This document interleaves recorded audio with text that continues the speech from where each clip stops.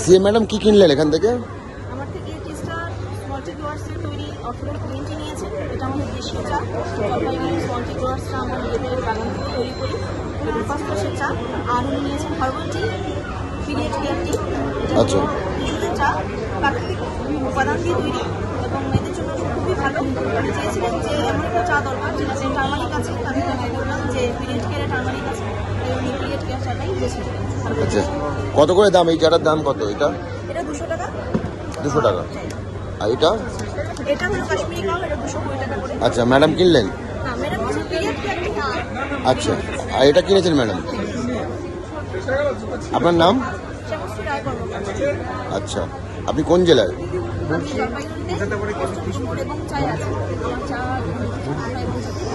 CM madam কিনলেন, কেমন লাগছে আপনার? মানে ম্যাডাম এলেন, এটা কিনলেন আপনার থেকে? আমার